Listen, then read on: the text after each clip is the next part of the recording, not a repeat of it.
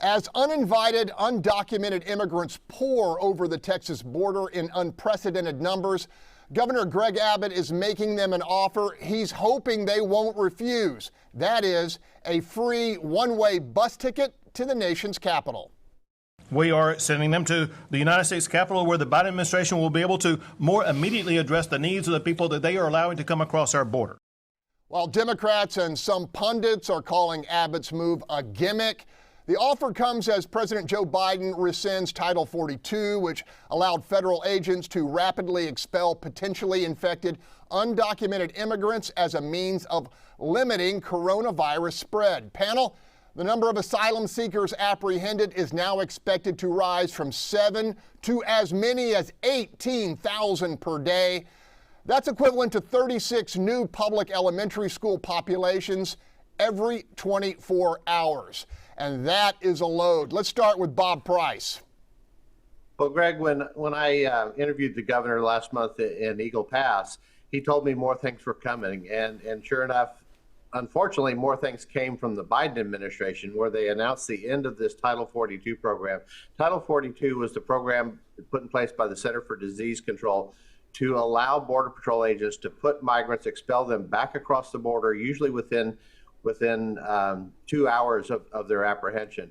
It was meant to keep them out of crowded confinement spaces and protect not only the community, but Border Patrol agents and the migrants themselves. Now the president is doing away with that. And we set a record last week of about 8,000 per day being apprehended, 200,000 in the month of March being apprehended, at an all-time high for the Biden administration, which already has an atrocious record on this.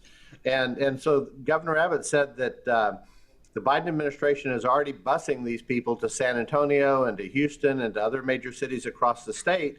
So he has a better idea. Let's just take them all the way to Washington, D.C., where they're there for the people who need to work with them directly.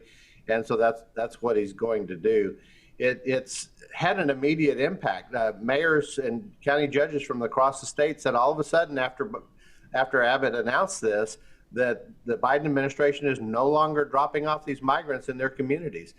We've had officials from the Panhandle all the way to the Rio Grande Valley request assistance. Buses are prepared. They're ready to load people up. It's a voluntary program. There's no legal implications to it. And so the buses will probably start rolling, I would say, by Monday. Yeah, Bill King, we're talking about a politically pragmatic move. The Republicans trying to expand on their inroads in the Rio Grande Valley, which has suffered, the brunt of this onslaught. I'll use that term again. Is it a smart move, at least politically? Well, I think it was great public messaging. I mean, there's not going to be a significant number of people go to D.C., but nonetheless, it highlights the hypocrisy of what's going on here. I'm going to tell you what, I think this may end up being one of the most consequential issues in the midterms, because this is just not sustainable. Look, I'm a pro-immigration guy. I didn't like a lot of things that Trump did, but this is ridiculous. And when you have the Democratic senators in Arizona and Democratic office holders all along the Rio Grande River Valley saying, look, this is not working. You've got to do something about it. Biden had better stop and start paying attention to it, or I think they're going to suffer some really serious consequences in November. Sue Level, it was a week ago, I believe, we ran a little spot poll here on our Sunday survey. 98% of those responding unscientifically said that they were unhappy with the Biden administration's border performance thus far. What are your thoughts as you watch this unfold? I think the Biden administration needs to put together comprehensive immigration reform. It is unsustainable to have that many people come here, although they're fleeing countries, just as we have accommodated people from Ukraine, as we should.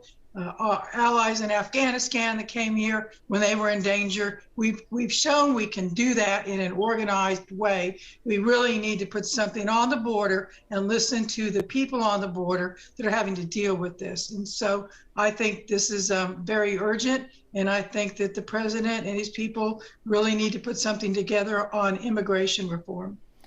All right, Gary, were we on target when we talked about Abbott using this to bolster support in the Rio Grande Valley and all over the state among Hispanic voters who don't see this flow of immigration as a positive thing, actually a negative thing? Well, remember, it's illegal immigration. And functionally, from the Biden administration, we have open borders. The American people do not want open borders. You can't be a nation if you don't have a border. So what Greg Abbott did was do what he could do, given his limited powers as governor versus the federal government's preemption in the area of the illegal immigration. You know, Bill talked about legal immigration. I think people have forgotten that. Nobody cares about that anymore, except for the Ukrainians, because we don't have a system that works. The numbers you talked about are catastrophic. We're going to talk about 6 million people entering the country illegally next year. This is going to be one of the top 3 issues in November, along with inflation and runaway crime.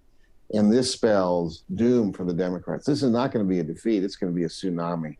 All right, Tamara Bell, you are intimately aware of the needs in the neighborhoods, whether it's the ISDs, whether it's the social programs. They're not meeting those now. Then you get this wave of new immigrants. Does that concern you? Absolutely. And I don't understand how they could possibly be talking about removing the whatever we're using. I don't care, the CDC, whoever put it in place, when you got outbreaks in DC that are spreading, New York is spreading, Philadelphia is spreading, China's back on lockdown. That is the hypocrisy of this, because they always want to tell us, oh, well, you're not listening to the CDC. You're not. Hell, they ain't listening to the CDC. They're not listening to what's going on. This Omicron B-20, whatever it's called, this is spreading rapidly. So why are you doing this at a time like this? And let me be clear. I don't Facebook nothing about, I don't care what you say. On this one, I have to agree with Bob and Bill on what they said. We cannot afford that massive immigration. We cannot afford. The head of HISD already told y'all he broke.